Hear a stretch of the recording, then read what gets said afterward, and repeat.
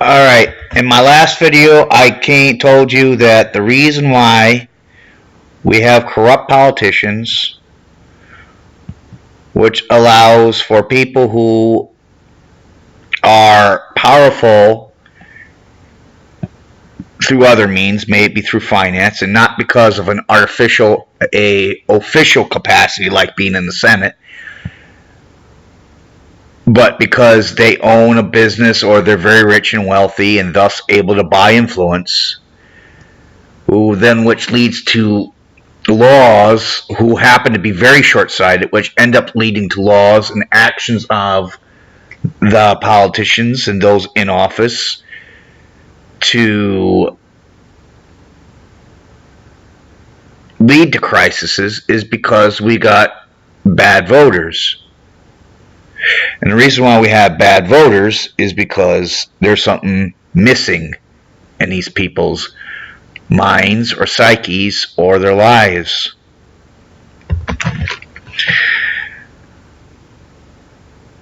I'll get back to that, but here's the current issue.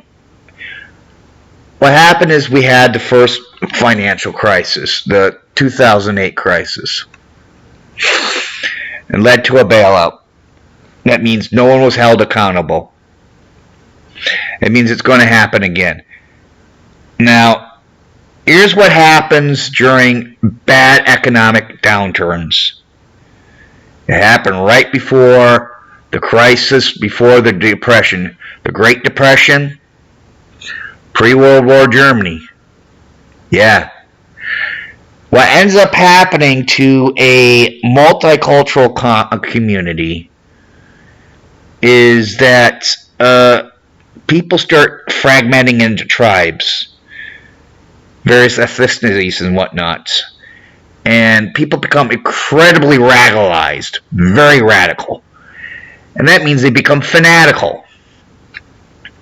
Well, what ends up happening is it doesn't lead to anything good, folks. And so it doesn't lead to anything good. You get less people listening to each other, less cooperation across the party lines, you just get riots in the street and all kinds of nasty stuff. You get people who are not of the majority, scared, concerned, afraid. It leads all kinds of tension.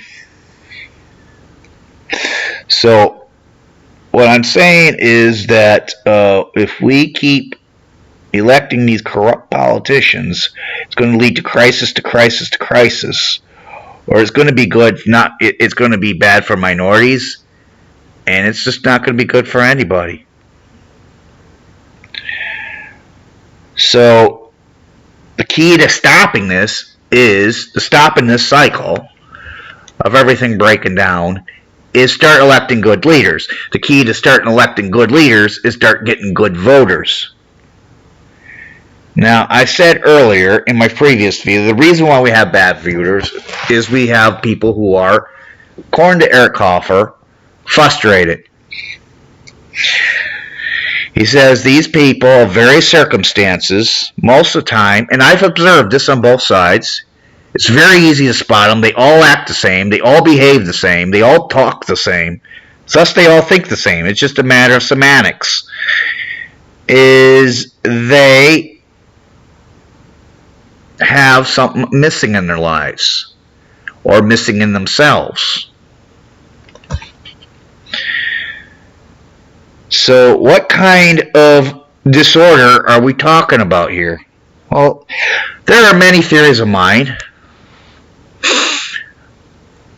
Right now, the main theory I'm going for is narcissistic and hedonic. It is like the people I've met in my personal life who are just like this, who don't want to do the reasonable thing, who you just can't reason with. Say, hey, it's like talking to children. You can say, hey, put the knife down. Or, hey, can we do this or that? You can't talk to them one-on-one. It's either their way or highway. These are the people who never want to be wrong. And if they are wrong, they turn into a rage. I'm sure you've met these people, and if you haven't, thank goodness. Thank your stars. These people are narcissistic. They're histrionic. They want attention. They think black and white. They don't compromise. They don't do anything what a normal, emotional, adult human being does.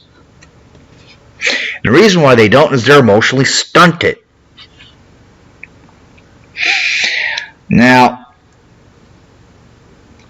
the cases I've seen personally is I've met some people, my relatives, and I've met some people who were abused themselves. I wasn't.